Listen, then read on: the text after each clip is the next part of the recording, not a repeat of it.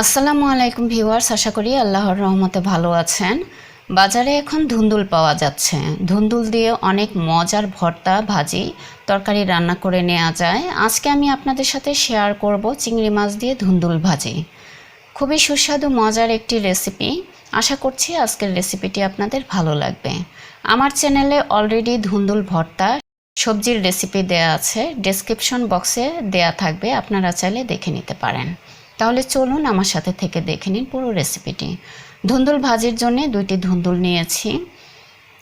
Fry প্যানে দিয়ে দিচ্ছি 3 টেবিল চামচ সরিষার তেল। তেল গরম হতে এর মধ্যে দিয়ে দিচ্ছি 1/2 টেবিল চামচ রসুন কুচি, 1/2 কাপ পেঁয়াজ কুচি।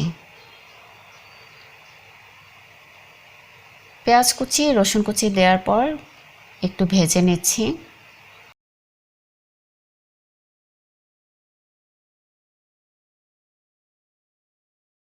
দিয়ে দিচ্ছি ফালি করে 3টি কাঁচামরিচ।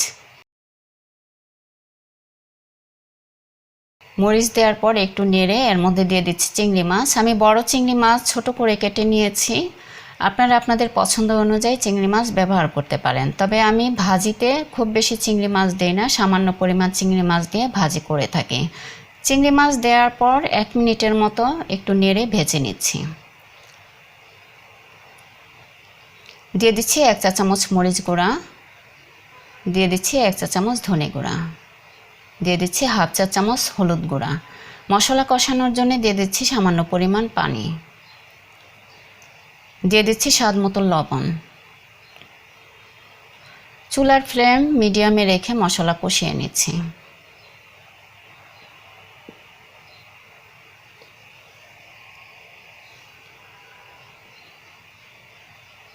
মশলা কষানো হয়ে গিয়েছে, এখন এর মধ্যে আমি কেটে রাখা ধুন্দুল দিয়ে দেব। তবে ধুন্দুল আমি একবারে না দিয়ে 2বারে দিয়ে দিচ্ছি। প্রথমে 1 বাটি ধুন্দুল দিয়ে দিচ্ছি এর মধ্যে। ধুন্দুল ছিলে ধুয়ে তারপরে ছোট করে কেটে নিয়েছি।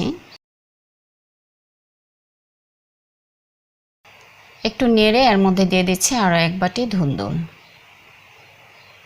একবারে দিলে নাড়া যাবে না, এজন্য আমি 2বারে দিয়েছি। এখন ঢাকনা দিয়ে ঢেকে রান্না করে নিচ্ছি 2 থেকে 3 মিনিট। চুলার ফ্লেম রেখেছি মিডিয়ামে।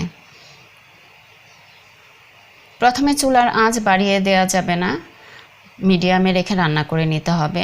ঢাকনা খুলে আরও একবার নেড়ে দিচ্ছি।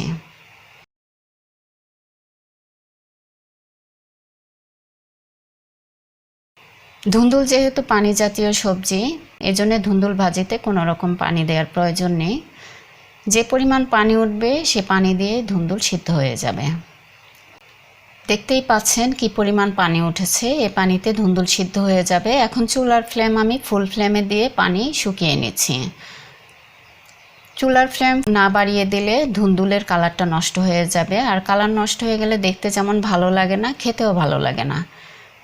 দিয়ে দিচ্ছি ফালি করে আরও 3টি কাঁচামরিচ। আপনারা যে যেরকম ঝাল খেতে পছন্দ করেন সেই পরিমাণ মরিচ দিয়ে রান্না করে নেবেন।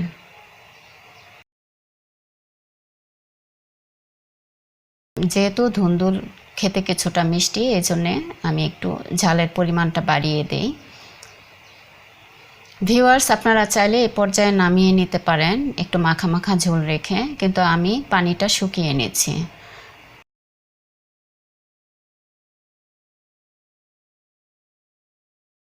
দিয়ে দিচ্ছি টালা জিরা গুঁড়া। টালা জিরা গুঁড়া দিয়ে নেড়ে ধুন্দুল ভাজির সাথে মিশিয়ে নিচ্ছি।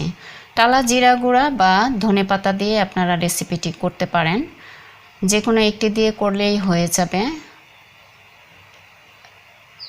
ধনেপাতা বা টালা জিরা গুঁড়া দিয়ে বেশিক্ষণ রান্না করার প্রয়োজন নেই, 1 মিনিটের মতো নেড়ে একটু ভাজির সাথে মিশিয়ে নিলেই হয়ে যাবে।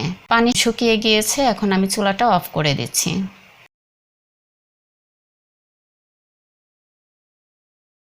হয়ে গিয়েছে আমার আজকের রেসিপি ধুন্দুল ভাজি। আশা করছি আজকের রেসিপিটি আপনাদের ভালো লেগেছে। ভালো লাগলে প্লিজ ফ্রেন্ডস অ্যান্ড ফ্যামিলির সাথে শেয়ার করতে ভুলবেন না। একটি লাইক, একটি কমেন্ট করে জানাবেন কেমন হয়েছে আজকের রেসিপিটি। এতক্ষণ আমার পাশে থেকে পুরো রেসিপিটি দেখার জন্য অসংখ্য ধন্যবাদ। ভালো থাকবেন, দোয়া রইল। আসসালামু আলাইকুম।